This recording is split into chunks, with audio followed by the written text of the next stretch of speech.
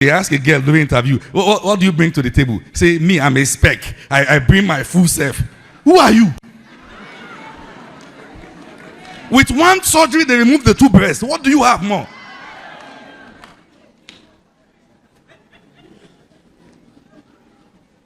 I've not started.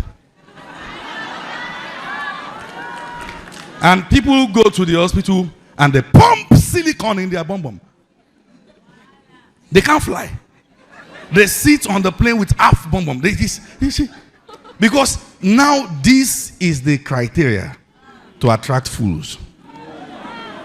A real man wants to know, what do you bring to the table? What's your qualification? How can you raise my children? Can they be like you?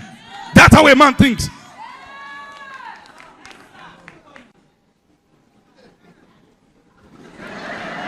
Are you there? Anything you say, I agree. That's how a man thinks. You have no business marrying anyone whose mindset you don't want your children to have. If this guy is my son, will I like him? That's what you look at. That's what you look at. That's what you look at. When people start thinking rightly, everybody will adjust. A girl will not wear skimpy clothes and open the laps and say, now so they go see me. They do that because they know that's what you are looking for. Are you still there? Real men are taught. They are trained. They are raised. It is not every man that should not be alone. There are men that should be alone. And there are women that should be alone. There are girls you marry, you are finished. You are finished. This girl can't think. Anything you say, our daddy, that is how it should be. You can't communicate on level of mutual intelligence.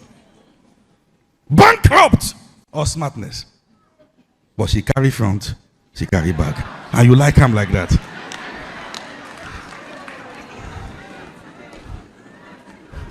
Children, primary school children. She can't help with the assignment because she don't know him.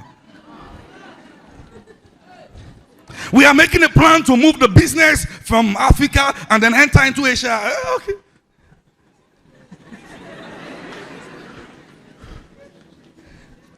Men, wake up. Tell the man beside you, wake up. When you start demanding for more, people will wake up.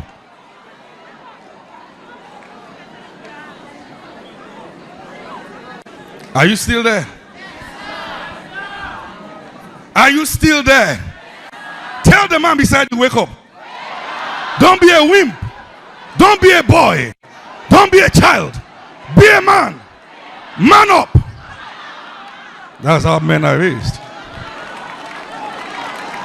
Now, listen.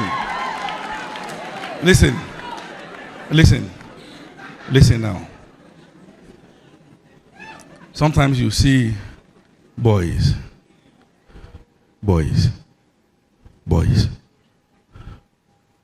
Now boys are interested in being girls. One time, they reported a boy to me and said, this boy is doing this and that. So I called him. I said, boy, come here. He came.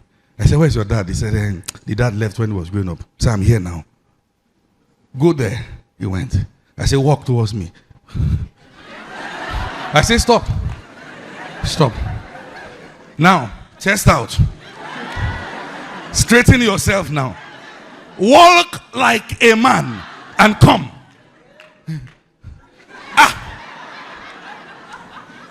Someone should have straightened the posture while you were growing and tell you you are a boy, you are not a girl. Straighten up, my friend.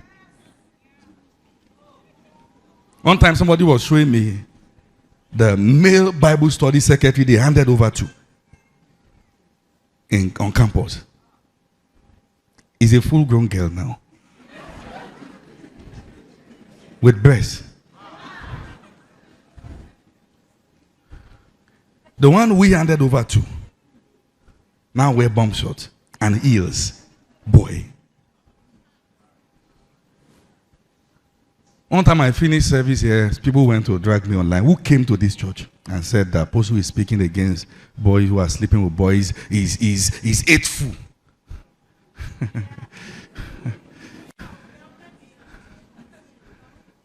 Really? I'm here to teach you how to be a man. I'm here to help you. I'm not here to cut you down or to hate you. If you're a boy, that when you see boys, you have erection, it's something is wrong.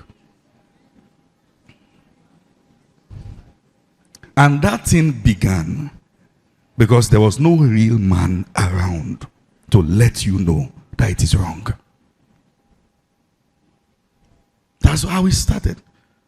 Or you went to a school, you were being touched by boys, and you were damaged, and there was no real man you could confide in.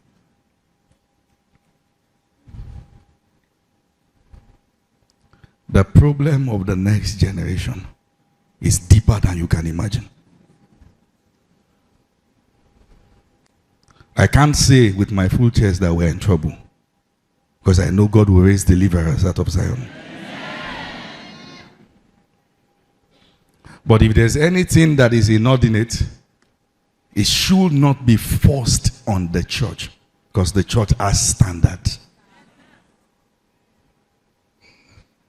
Maybe a boy wants to wear open belly button, and doing worship you are doing, who hold you and say, Kai, Mashibe.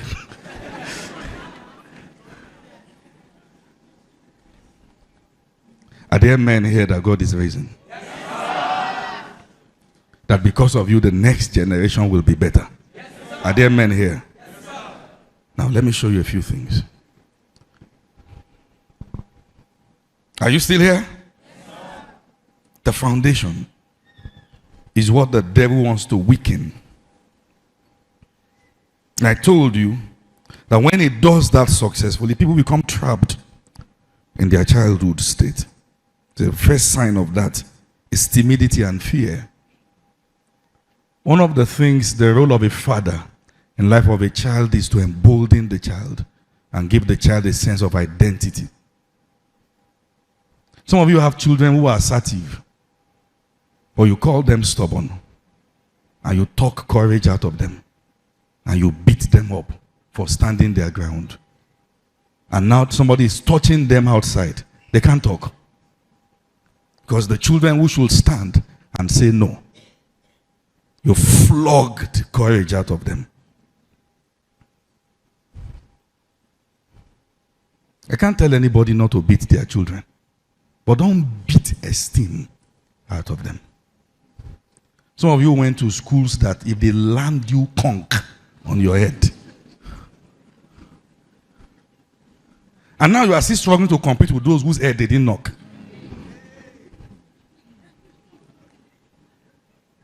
I went to a kind of school that there's a boy in our class, they call him Obina.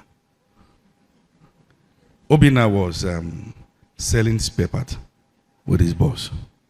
So when somebody makes noise in the class teacher will say, Obina, go and slap the person. And Obina will tell you to dress your face like this. And when he lands, these are things that beats out esteem out of people. The curriculum and the structure of education in Africa can never raise giants. It can't. Some of you are very intelligent people, but you did courses that you have no business with. Somebody is going to study psychology, he has to struggle with physics and chemistry. What was that for? And you kept failing at that, and the system keeps you there. I see people here that will infiltrate the education sector and change narratives. I see people raising structures that is a radical departure from the norm. We are going to build schools, universities, not one, universities and change the narrative. Help is not coming from the government. We are the government. Oh yes. Oh yes, we are. No political structure change any nation unless you are not reading. People will rise and collect their government through thinking and change things. Oh yes. Oh yes. I see people going into creativity and changing the narrative. I returned from Qatar this morning, and I was in the airport yesterday night. I was having a video call with some of our pastors. I said, see airport.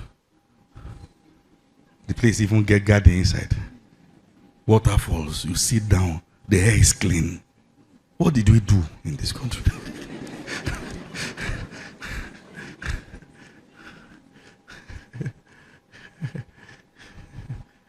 Oh my. But we're not going to sit back and complain. We'll change things. I didn't hear amen to that. We'll change things.